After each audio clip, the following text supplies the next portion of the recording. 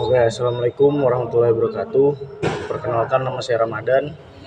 Di sini saya akan menjelaskan tentang tugas UAS Geografi. Saya mentranslatekan buku Key on Shapes in History Geography. Bab 3, bab yang dipilih, bab 3 yang membahas tentang development. Dalam bab ini membahas perjalanan konsep pembangunan dari perspektif sejarah dan geografi, dimulai di Eropa, di mana Walter Benjamin dari Jerman memperkenalkan kritik mendalam terhadap gagasan kemajuan yang lincar. Dalam pandangannya, sejarah bukanlah serangkaian peristiwa menuju kemajuan, tapi akumulasi kehancuran, seperti yang digambarkan dalam metafora Angelus Novus. Pada saat yang sama, Inggris menjadi pusat revolusi industri yang memperkenalkan regulasi sosial seperti sistem rumah kerja untuk mengatur kelompok masyarakat kurang produktif. Selanjutnya di Afrika, pembangunan sering digunakan sebagai dalih untuk eksploitasi kolonial. Misalnya Raja Leopold II di Kongo menggambarkan kebijakan ekstraktifnya yang brutal sebagai kemanusiaan. Meskipun kenyataannya penduduk lokal mengalami penindasan ekstrim di bawah kedok peradaban dan pembangunan. Asia menghadirkan cerita yang berbeda tetapi tetap terkait erat dengan tema kolonial kontrol dan modernisasi. Revolusi jauh di India dan Asia Selatan didorong oleh upaya untuk meningkatkan hasil pertanian yang sebenarnya bertujuan mencegah komunisme di wilayah tersebut. Selain itu, Vietnam menjadi tempat di mana program seperti dusun strategis digunakan selama Perang Dingin untuk mengendalikan penduduk lokal atas nama pembangunan. Di atas Amerika Utara, khususnya Amerika Serikat, pidato ikonik Presiden Harry Truman mengubah pembangunan menjadi doktrin global.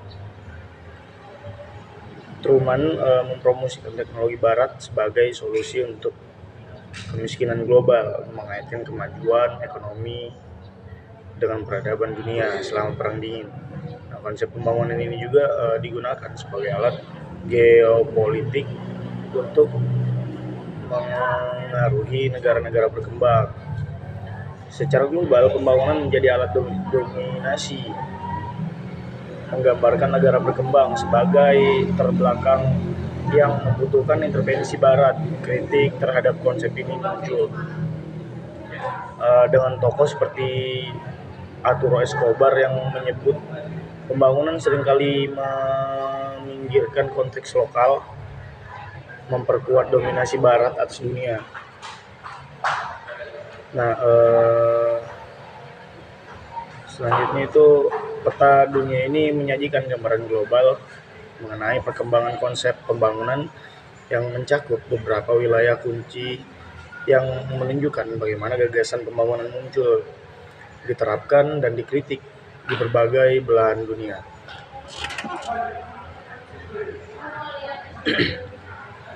Nah, di infografis di atas tadi itu menyajikan narasi pembangunan global berdasarkan perspektif geografis yang terbagi dalam beberapa wilayah kunci di Eropa. Nah, peta ini menggambarkan Walter Benjamin dengan simbol malaikat yang mempresentasikan kritik terhadap gagasan kemajuan lincar, menganggap sejarah sebagai tumpukan kehancuran. Ini terhubung dengan revolusi industri di Inggris yang mengubah struktur sosial dan melahirkan sistem regulasi kapitalis untuk mengatur kelompok-kelompok masyarakat yang dianggap kurang produktif. Selanjutnya di Afrika, peta menyoroti eksploitasi kolonial yang terjadi dengan Kongo di bawah Raja Leopold II sebagai contoh kolonialisme yang seringkali mengklaim sebagai pembangunan, pada kenyataannya lebih berfokus pada eksploitasi sumber daya dan penindasan penduduk lokal, digambarkan dengan simbol rantai atau perkebunan. Nah, di Asia, peta menggambarkan revolusi hijau di India dan Asia Selatan, eh, yang itu dilakukan untuk meningkatkan hasil pertanian, meskipun tujuan utamanya adalah mencegah revolusi merah. Nah, selain itu wilayah Vietnam itu ditandai dengan simbol militer, untuk menggambarkan program musuh strategis yang digunakan oleh pemerintah Amerika Serikat selama Perang Dingin untuk mengontrol penduduk melalui pembangunan yang dipaksakan.